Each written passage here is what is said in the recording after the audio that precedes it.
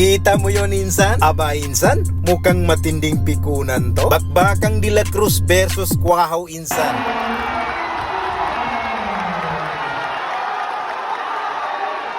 Sunod-sunod ang swerte ng tapon ng tres ni Quahaw dito insan. At sa palagay ko kung nagtuloy-tuloy lang, ang swerte ay malamang panalo sila sa game na to. Ngunit ang takdang panalo talaga ay hindi yan maiiba insan. Dahil sa kung galawan lang naman ang pag-uusapan insan, ay wala nang hihigit pa at binigay nila ang kanilang best. Dahil sa tambalan ng mga magagaling na player sa selected kupunan ng Didat, ay di naman talaga papahuli tong sila Escalona, Quahaw at marami pa silang mga magagaling.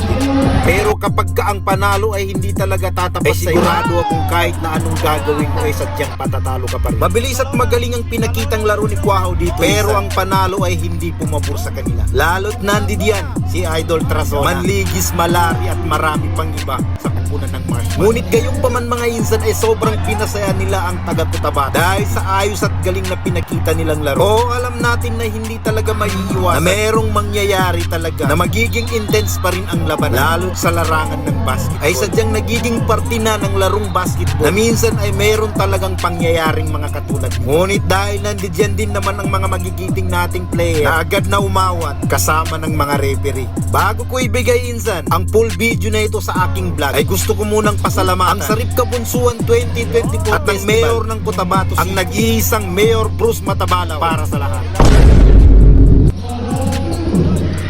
Yan, Quahaw! Manligis!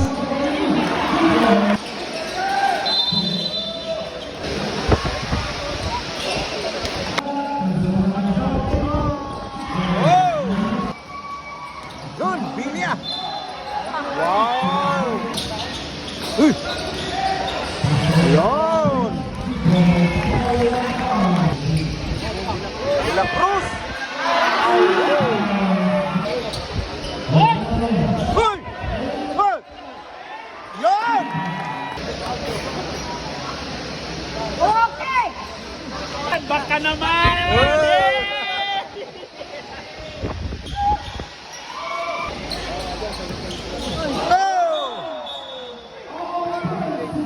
Escalona! Kuha!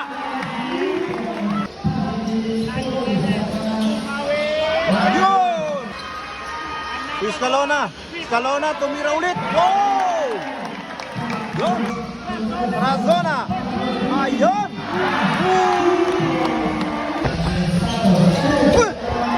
Ayun!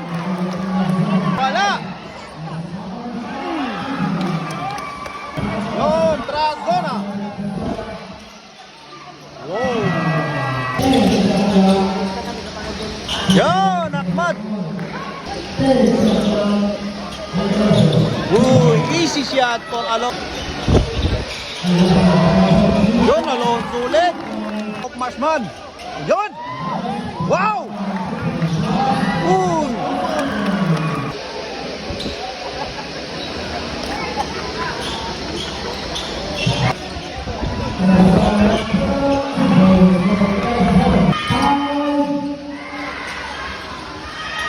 Wow!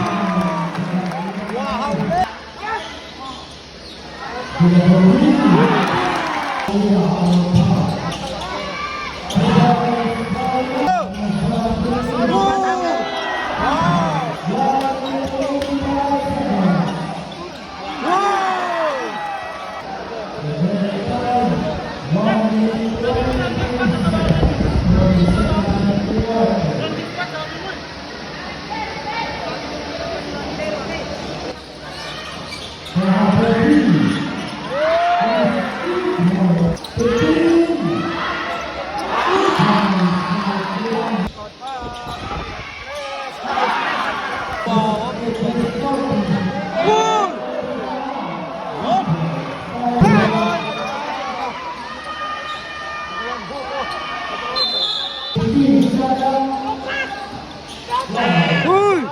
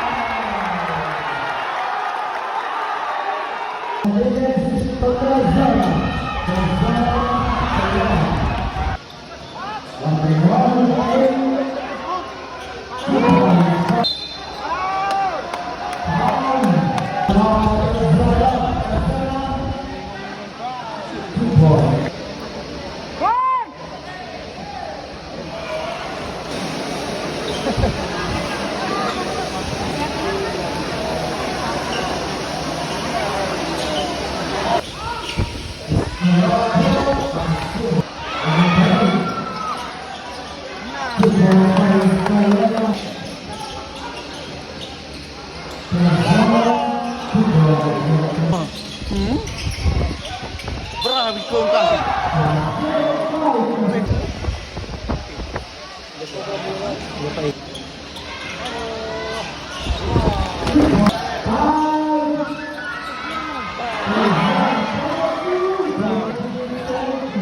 Udah nakanaya.